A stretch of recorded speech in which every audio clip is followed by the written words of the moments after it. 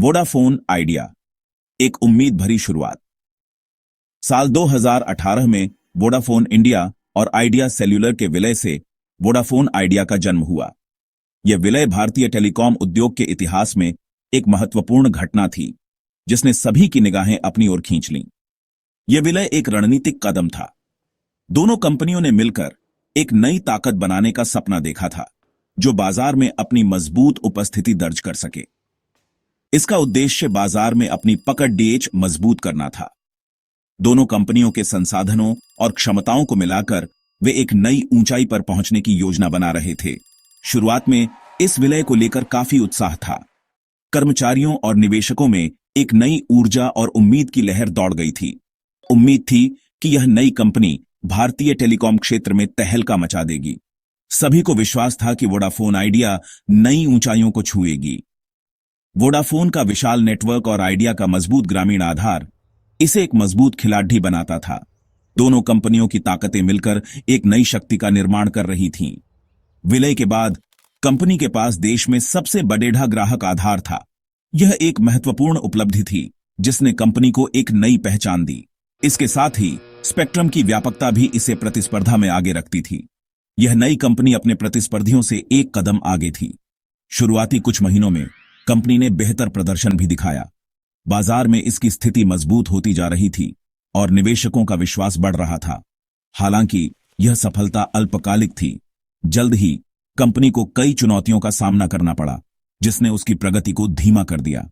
जल्द ही बाजार में एक नया तूफान आया, जिसने वोडाफोन आइडिया के भविष्य को संकट में डाल दिया। यह तूफान कंपनी के लिए एक बड़ी चुनौती बन गया। यह तूफान था रिलायंस जियो का। जियो के आक्रामक बाजार रणनीति और सस्ते डेटा प्लान्स ने वोडाफोन आइडिया के लिए मुश्किलें खड़ी कर दी। जियो तूफान और वोडाफोन आइडिया की प्रतिक्रिया। साल 2016 में रिलायंस जियो के आगमन ने भारतीय टेलीकॉम बाजार को हिलाकर रख दिया। जियो ने अपने लॉन्च के साथ ही एक नई क्रांति की शुरुआत की, जिसने पूरे उद्योग को बदलकर रख दिया। जियो ने मुफ्त कॉलिंग और सस्ते डेटा प्लान के साथ बाजार में प्रवेश किया। इसने ग्राहकों को एक ऐसा विकल्प दिया जो पहले कभी नहीं देखा गया था। इसने ग्राहकों को आकर्षित किया और जल्द ही जियो एक बदढ़ी ताकत बनकर उभरा। जियो के प्लान्स ने लोगों को अपनी ओर खींचा और देखते ही देखते जियो के ग्राहक संख्या में भारी वृद्धि हुई। जियो की इस रणनीति का असर वोडाफोन आइडिया पर भी पड़ा। वोडाफोन आइडिया, जो पहले से ही प्रतिस्पर्धा का सामना कर रहा था, जियो के आक्रामक कदमों से और भी दबाव में आ गया। कंपनी को अपने टैरिफ प्लान में भारी कटौती करनी पड़ी, जिससे उसकी कमाई पर असर पड़ा। वोडाफोन आइडिया को अपने ग्राहकों को बनाए रखने के लिए अपने प्लान्स को और भी आकर्षक बनाना पड़ा। वोडाफोन आइडिया ने जियो का मुकाबला करने के लिए कई कदम उठाए, लेकिन वे नाकाफी साबित हुए।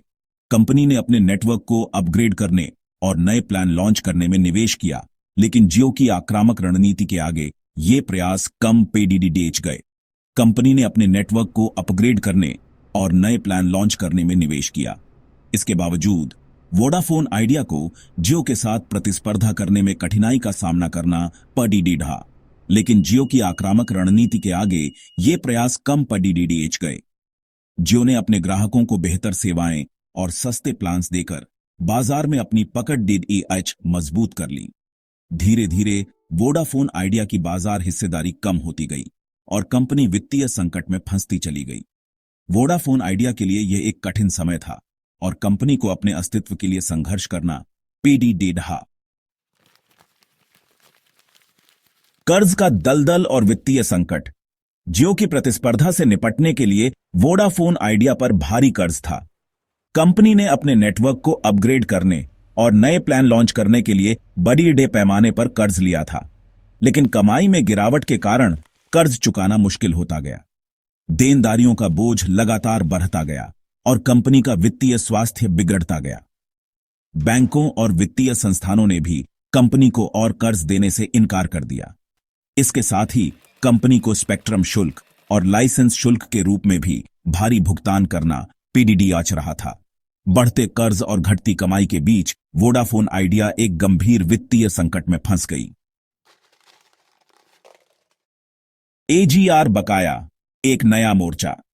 वित्तीय संकट से जूझ रही वोडाफोन आइडिया के लिए एजीआर बकाया एक नया मोर्चा बनकर सामने आया। सुप्रीम कोर्ट ने टेलीकॉम कंपनियों द्वारा एजीआर की गणना के तरीके को लेकर अपना फैसला सुनाया, जिसके बाद वोडाफोन आइडिया पर भारी बकाया राशि का भार आ गया। यह बकाया राशि इतनी बढ़ी थी कि इसने वोडाफोन आइडिया के अस्तित्व को ही खतरे में डाल दिया। कंपनी पहले से ही वित्तीय संकट से जूझ रही थी और एजीआर बकाया ने इस संकट को और गहरा कर दिया। निवेश की कमी, विकास में बाधा। वित्तीय संकट और एजीआर बकाया के कारण वोडाफोन आइडिया निवेश आकर्षित करने में भी विफल रही। कंपनी को अपने नेटवर्क को अपग्रेड करने और 5G जैसी नई तकनीकों में निवेश करने की सख्त जरूरत थी, लेकिन निवेशकों ने कंपनी के भविष्य को लेकर अनिश्चितता के चलते इसमें निवेश करने से परहेज किया। निवेश की कमी ने वोडाफोन आइडिया को और कमजोर बना दिया और वह प्रतिस्पर्धा में पिछड़ ढाती चली गई। ग्राहक असंतोष एक खतरे की घंटी। वोडाफोन आइडिया के सामने एक और बीडीडी चुनौती थी, ग्राहक असंतोष। नेटवर्क की खराब क्वालिटी, कॉल ड्रॉप और धीमी इंटरनेट स्पीड जैसी समस्याओं के कारण ग्राहक कंपनी से पलायन करने लगे। ग्राहकों का पलायन कंपनी के लिए चिंता का विषय बन गया। वोडाफोन आइडिया ने ग्राहकों को वापस लाने के लिए कई प्रयास किए, लेकिन वे नाकाफी साबित हुए। रणनीतिक चूक, भविष्य का अंधेरा। वोडाफोन आइडिया की कहानी में कई रणनीतिक चूक भी सामने आई। जियो के आगमन के बाद कंपनी समय पर अपनी रणनीति में बदलाव लाने में विफल रही। नेटवर्क विस्तार, तकनीकी उन्नयन और ग्राहक सेवा में निवेश की कमी कंपनी की असफलता के प्रमुख कारण बने। इसके अलावा कंपनी प्राइस वॉर में फंसकर रह गई, जिससे उसकी कमाई पर बुरा असर पड़ा। सरकारी हस्तक्षेप एक उम्मीद की किरण। वोडाफोन आइडिया की बिगड़ती हालत को देखते हुए सरकार ने हस्तक्षेप किया और कंपनी को राहत पैकेज की घोषणा की। इस पैकेज में एजीआर बकाया के भुगतान में राहत, स्पेक्ट्रम शुल्क में छूट और अन्य वित्तीय सहायता शामिल थी। सरकार के इस कदम से वोडाफोन आइडिया को कुछ राहत जरूर मिली, लेकिन यह कंपनी के लिए संजीवनी बूटी साबित नहीं हुई। टेलीकॉम निवेशकों के लिए सीख। वोडाफोन आइडिया की कहानी टेलीकॉम निवेशकों के लिए एक सबक है। यह कहानी हमें बताती है कि कैसे एक बड़ी कंपनी भी कठिनाइयों का सामना कर सकती है और निवेशकों को सतर्क रहना चाहिए। यह दर्शाता है कि टेलीकॉम क्षेत्र में निवेश जोखिम भरा हो सकता है। बाजार में उतार चढ़ाव और प्रतिस्पर्धा के कारण निवेशकों को हमेशा तैयार रहना चाहिए। यहां कुछ महत्वपूर्ण सबक दिए गए हैं। सबसे पहले, बाजार की गतिशीलता को समझें। बाजार की गतिशीलता को समझें। टेलीकॉम एक तेजी से बदलता हुआ क्षेत्र है। नई तकनीकों और सेवाओं के आगमन के साथ बाजार में लगातार बदलाव होते रहते हैं। टेलीकॉम एक तेजी से बदलता हुआ क्षेत्र है। निवेशकों को बाजार के रुझानों, तकनीकी उन्नयन और प्रतिस्पर्धा पर नजर रखनी चाहिए।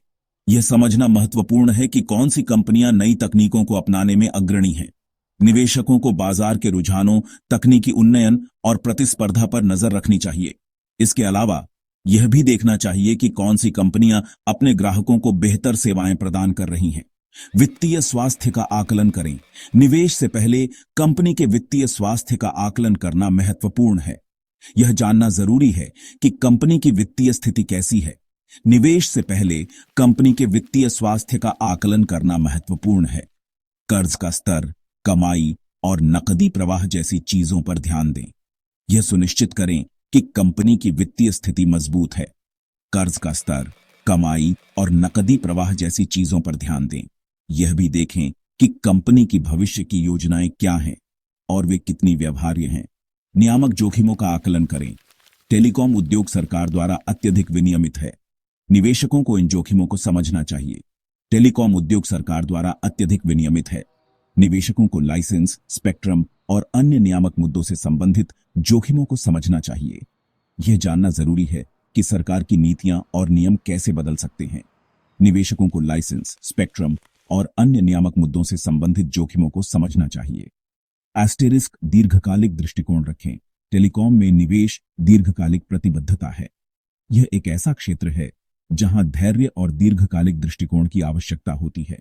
टेलीकॉम में निवेश दीर्घकालिक प्रतिबद्धता है।